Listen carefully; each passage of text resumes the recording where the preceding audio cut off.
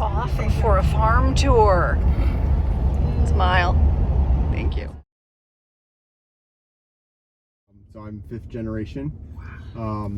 Started at the house on the corner of Meadowbrook Road. So you know when you go right around the corner where like we have the Modern Milkman now. Yep. So that white house on the corner was the first original homestead. It was he bought it in 1890, and actually it was Adolph Bahler. He was living in Central Illinois and moved east. So wow. Not a lot of farmers started west and moved east. Most of them started east and moved west. So he moved east because there was a drought out there at that time. So moved east, kind of started a typical farm to support a family. So you got your cows, had some potato farm, tobacco, had a few I think there was like 9 acres of a wood lot, so they would go up the street and cut their wood. If you've been to my parents' house, that was actually the original plot where they had their wood lot, so they would take their horses up to get the wood, and then they bought 12 acres across the street. So it was just a real small homestead. Back in that early 1900s or 1800s, 1900s, there was a ton of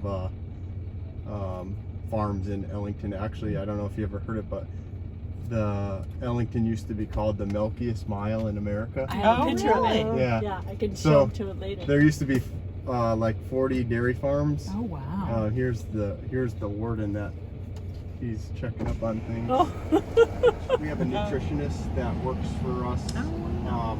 That comes in and writes recipes for cows. He's here probably once a week, looking at different recipes. Always tweaking it because you want to make sure they have a balanced diet. Just like feeding. You have one guy that will go in, look what the cows are eating from the day before, because we want to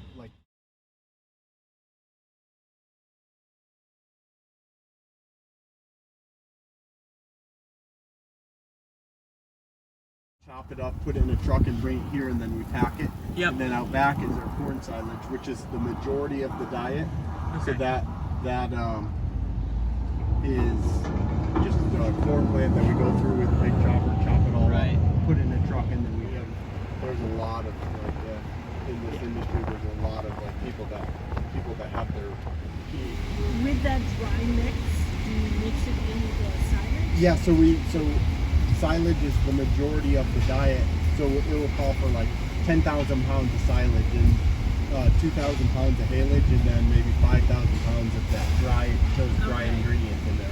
So they mix it all up in that truck. That truck has it's like a giant bread mixer, it mixes it all up, and then comes in here and it delivers it out of that truck with an auger, and it conveys it out into these food bunks. So cows have access to food, water, and beds at all times. So like if we look at this is grouped into, we group them per lactation stage. So depending on what stage of lactation is how they're grouped, because they're eating different. So this group here is eating a different recipe than this group.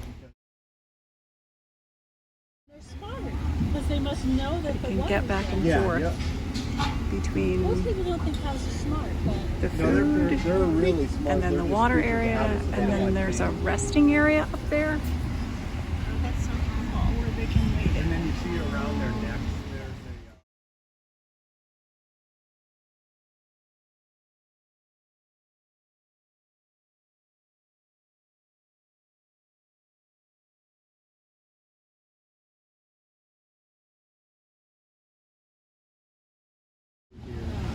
So many people, my mother and probably other people, say, how cruel that all these cows are inside, never get to see the light of day.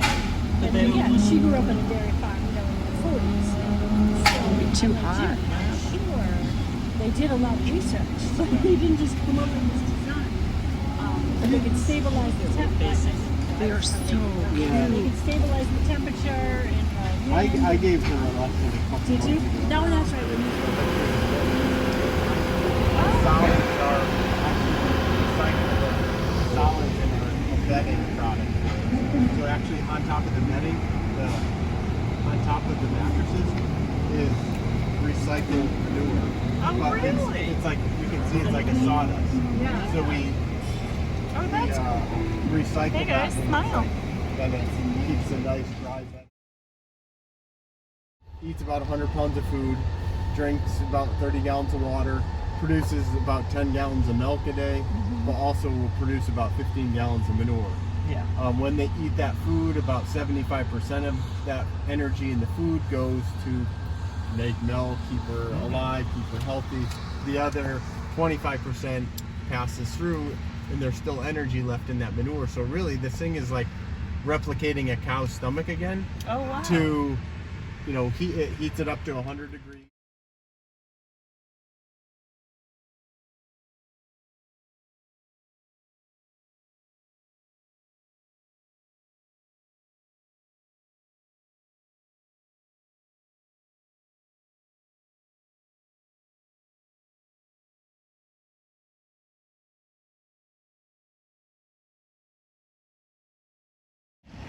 And then we have another like 10 employees who started working.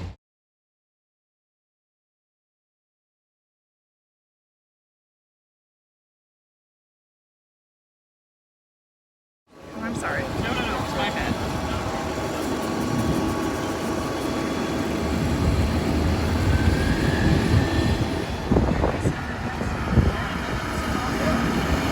Yeah, this is so neat to see. Yes. So, like, stuck there. Yeah, I just saw that in central north. So his job is to hook them all up Hook them all up. Yeah, his job, yeah. Yeah. and watch for their legs. Yeah. But we don't really have, like, so they want to get milked. Yeah. So we really don't And they're have used a to, lot you of said they like it. at the first few times. So like so she enters on, there's a robot over there. See, like you can see an arm moving around that gray thing. That is actually cleaning and putting a cleaner on their udders. Ian has some brushes that clean. Then it goes around, there's another guy wiping that cleaner off with a microfiber towel. And then this guy puts on the milker. And then she'll go around as she's going around, she's getting milked. It takes about 4 or 5 minutes. As soon as she's just about done milking, it will, like, it's all on a meter. So once it slows down and the pounds per minute and it hits a certain point, the milker comes off automatically. And then there's another robot on the other side putting another cleaner or a protector as she goes back out into the barn. So. And this kind of happened. I mean, I know there's humans here, but it kind of happens automatically. Like the gates open, the cows start going, Yeah, it's a right? lot of automation, yeah. Wow. Now, does this gentleman here, or whoever has this job, have to worry about the cows kicking them? No, not really. He said in the beginning they want to be Going from the cow, it goes through filters, chiller, takes a sample as it's going in the pipe, and then it gets directly loaded into these Right tanks. here, I see this tanker.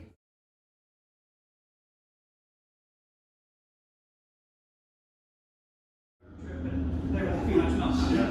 She was Yeah.